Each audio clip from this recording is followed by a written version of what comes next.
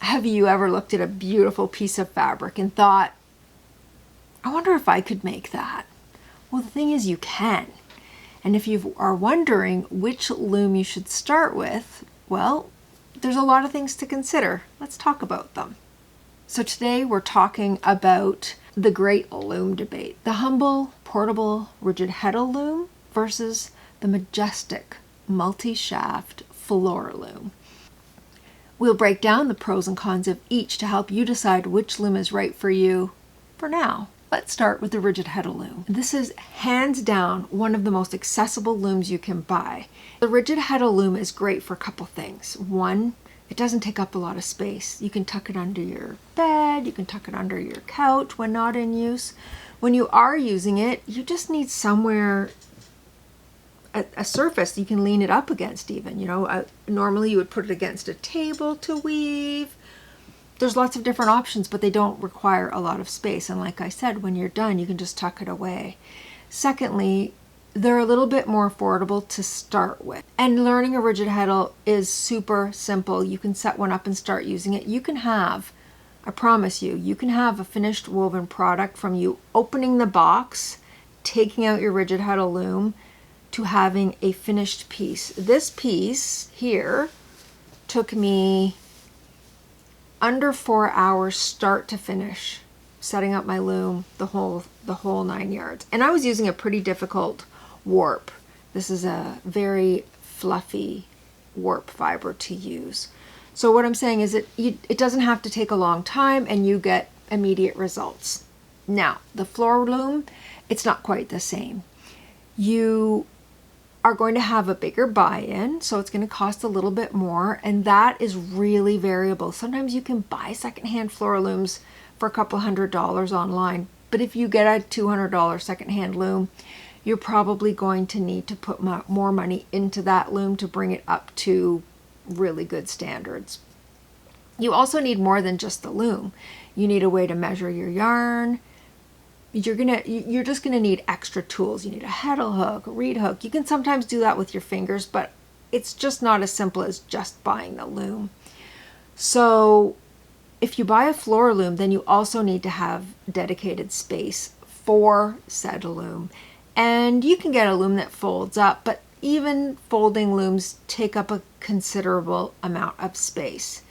Now you can get a similar style in a table loom, but even a table loom is going to take up a chunk of space on your table, and typically that's where you're going to want to keep it. So you need a kind of dedicated space for it. Now those things are not equal, but beyond that, the rigid Heddle is going to weave plain weave. So that's one up, one down. So you're going to get a very uniform weave.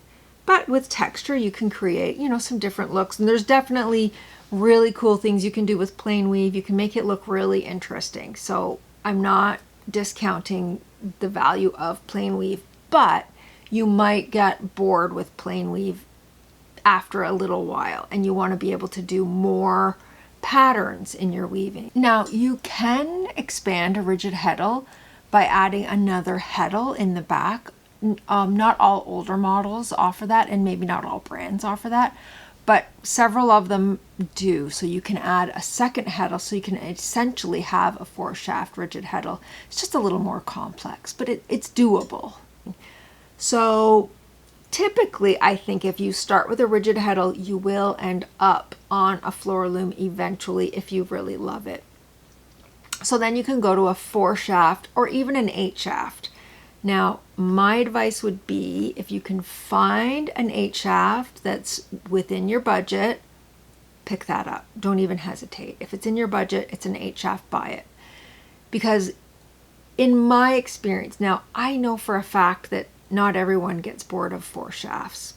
In fact, my original weaving teacher, she still weaves on a 4-shaft, and she loves her loom. She loves her loom. She's very happy with 4 shafts. I got bored quickly and wanted to move on to 4 and then 12, and now I use 16 shafts.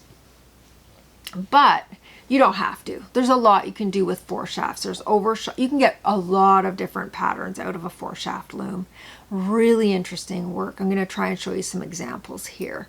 You're going to get a lot more versatility with a 4-shaft or an 8-shaft or beyond than you will get from a rigid Heddle. Now, the other thing I didn't mention about a rigid Heddle is you want to get at the width of the project.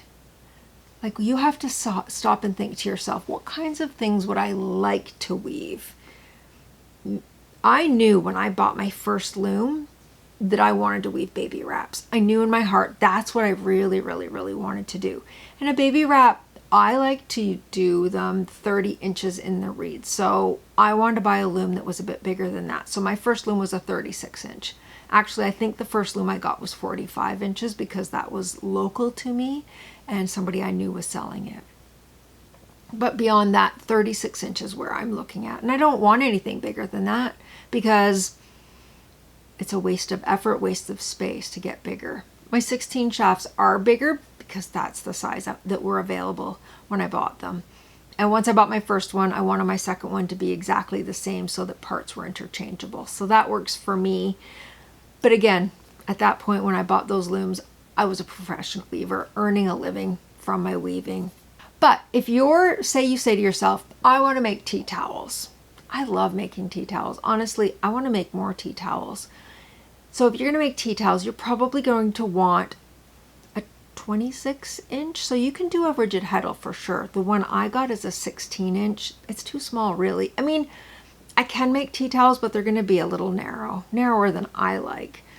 So I would get, I think it's 24 or 26 inch loom, something around there if you want to make tea towels. Another benefit of a floor loom is that you can weave really long warps. Goodness, I've woven 100-meter warps. That's crazy, but I could do it on a big loom, on a floor loom. Whereas with a rigid Heddle, you can weave longer warps, maybe. Gosh, I don't know what the maximum would be, but I'm sure maybe 5 yards or 5 meters might be maxing out. Maybe you could go a little longer. I sort of doubt it because you just run out of space. Physically, there's no room to put that cloth. So in conclusion, what is the best loom for you? It's a personal decision, but I think if you don't have a definite idea of what you want to weave, you should probably just start with a rigid Heddle. It's so simple, doesn't take the space. All the reasons I've told you here, I think it's a good place to start. Now, if you think you want to weave and you see a screaming deal on a used floor loom and you have the space and it's in your budget, go that route. If you already know you want to weave something that's maybe going to be a little awkward on a rigid Heddle, floor loom again. So the decision is ultimately up to you. I just really wanted to give you a bit of some thinking points, right? So that you can make a better educated decision when you're buying your loom. Personally, if I were starting and I didn't know I wanted to weave baby wraps, I would probably get the medium-sized rigid Heddle, 24 or 26, whatever size works for you. There's also a loom that Ashford sells. They do sell rigid Heddles. They also sell what's called a knitter's loom. And a knitter's loom is a rigid Heddle. It just folds up. But essentially, it seems to be the same as a rigid Heddle. So those are lots of options for you. I would love to hear how you started if you're already a weaver. I think it's really good for people who are watching this video who maybe haven't decided what they want to buy yet to read other people's experiences. So please, in the comments, if you're already a weaver, I would love to hear what you recommend, what you started with, the pros and cons that you found. I think that would be really valuable to other people who are just getting started. I hope this video helped give you a little direction, and if you liked this video, you will probably also like this one or this one. I'll meet you there. Bye for now.